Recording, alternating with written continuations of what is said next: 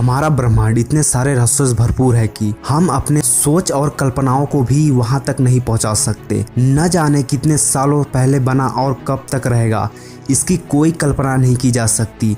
मगर जब से जीव जंतु और मानवों का जीवन संभव हुआ है, तब से इंसान ब्रह्मांड के बारे में थोड़ा बहुत जानकारी हासिल कर चुका है।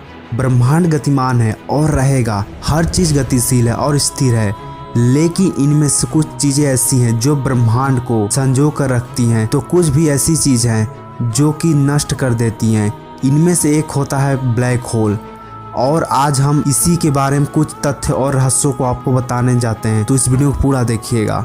तो सबसे पहले हम जानते हैं ब्लैक होल होता क्या है। नाभिकीय संचालन यानी न्यूक्लियर फ्यूजन से निकली हुई प्रचंड ऊष्मा के कारण ही तारा गुरुत्वाकर्षण संतुलन में रहता है। इसलिए जब तारों में मौजूद हाइड्रोजन खत्म हो जाती है तो वह तारा धीरे धीरे ठंडा होने लग जाता है। फिर अपने ही ईंधन को समाप्त कर चुके सौर द्रव्यमान से 1.4 गुना द्रव्यमान वाले तारे जो अपने ही गुरुत्वाकर्षण के विरुद्ध खुद को नहीं संभाल पाते, तो ऐसी स्थिति में इन तारों के अंदर एक विस्फोट होता है जिसको हम सुपरनोवा महाविस्फोट कहते हैं। इस विस्फोट के बाद यदि उस तारे का कोई घनत्व वाला अवशेष बचता है तो वह बहुत भयंकर घनत्व न्यूट्रॉन स्टार बन जाता है, और ऐसे तारों में अपना गुरुत्वीय खिंचाव होने के कारण तारा कंप्रेस होने लगता है और वह संकुलित होते होते अंत में एक निश्चित क्रांतिक सीमा क्रिटिकल लिमिट तक संकुलित हो जाता है। और इस अपार असाधारण संकुलित के कारण उसका स्पेस और टाइम भी डिफॉर्म हो जाता है, और अपने ही स्पेस और टाइम का अस्तित्व मिट जाने के कारण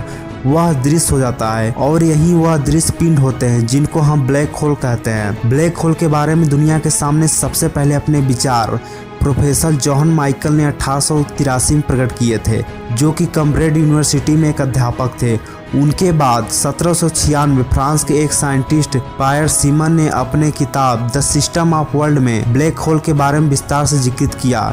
यूं तो माइकल ने अपना विचार दुनिया के सामने 1783 में रख दिया था, मगर वैज्ञानिक प्रत्यक्षीकरण के कारण दुनिया के सामने आने वाला सबसे पहला ब्लैक होल साइगनस 11, इस ब्लैक होल की प्रत्यक्ष पुष्टि 1972 में की गई। का एक ऐसा पिंड है जिसका गुरुत्वाकर्षण इतना तेज होता है उसके पास रोशनी भी नहीं जा पाती, और अंतरिक्ष में उसके पास आसपास गुरुत्वीय घेरे में आने वाले हर चीज को ब्लैक होल निगल जाता है। सिर्फ यही नहीं, ब्लैक होल के जितने नजदीक जाते हैं उतना समय का प्रभाव भी कम होने लगता है और उसके अंदर समय का कोई अस्तित्व नहीं होता है। किसी ब्लैक होल का संपूर्ण मास एक छोटे से बिंदु में केंद्रित रहता है। ब्लैक होल से जुड़ी आपको अन्य जानकारियां बताते हैं। ब्लैक होल का संपूर्ण द्रव्यमान एक छोटे से बिंदु में केंद्रित रहता है, जिसे सेंट्रल सिंगुलरिटी पॉइंट कहते हैं। इस बिंदु के आसपास की गोलाकार सीमाएं या क्षितिज को इवेंट होराइजन कहा जाता है। इस इवेंट होराइजन के बाहर प्रकाश या कोई वस्तु नहीं जा सकती और ना ही वहां समय का कोई अस्तित्व होता है। आइंस्टाइन के स्पेशल रिलेटिविटी थ्योरी के अनुसार इस ब्लैक होल को इस क्षितिज से कुछ दूर तक निश्चित सीमा पर खड़े प्रत्यक्ष की घड़ी बहुत स्लो हो जाएगी और वहां का टाइम बहुत स्लो चलेगा।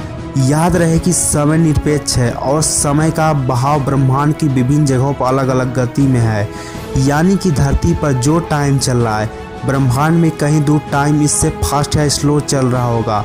इसको टाइम डायमेंशन कहते हैं। मानो या ना मानो, पर यह एक भौतिकी रोचक हकीकत है।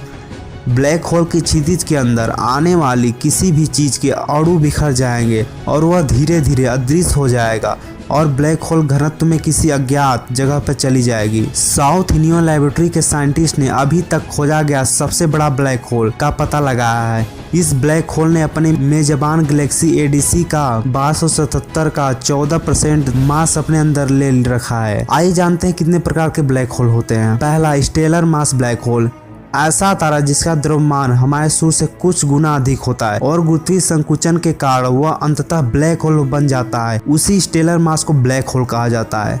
दूसरा, सुपरमैसिव ब्लैक होल, ऐसे ब्लैक होल जिसका निर्माण आकाशगंगा के केंद्रित में होता है, उसका घनत्व बहुत ही अपार होता है और विशाल होते हैं, उनको सुपरमैसिव ब्लैक होल कहा जाता है। ऐसे ब्लैक होल का मास हमारे सूर्य से लाखों गुना अधिक होता है। हमारी गैलेक्सी के बीच में भी एक सुपरमैसिव ब्लैक होल है जिसका घनत्व हमारे सूर्य से लगभग 1 करोड़ गुना ज्यादा है। तीसरा, पेरिमोर्डियल ब्लैक होल, कुछ ऐसे भी ब्लैक होल होते हैं जिनका मास हमारे सूर्य से कम होता है और जिनका निर्माण गुरुत्वीय संकुचन के कारण नहीं बल्कि अपने केंद्र पदार्थ और ताप संपादित होने के कारण होता है। ताप के संपादित होने के कारण हुआ है उसे हम पैरामोडियल ब्लैक होल कहते हैं। इनके बारे में साइंटिस्ट का मानना है कि इन छोटे ब्लैक होल का निर्माण ब्रह्मांड की उत्पत्ति के कारण हुआ होगा। भौतिक वैज्ञानिक स्टीफन हॉकिंग के अनुसार हम ऐसे ब्लैक होल का अध्ययन करके बहुत कुछ जान सकते हैं। तो दोस्तों, आज की वीडियो आपको ये कैसी लगी? इस चैनल को लाइक, सब्सक्राइब, शेयर जरूर करिएगा और बताइए कमेंट में। तो मिलते हैं अगले वीडियो में, तब तक के लिए बाय।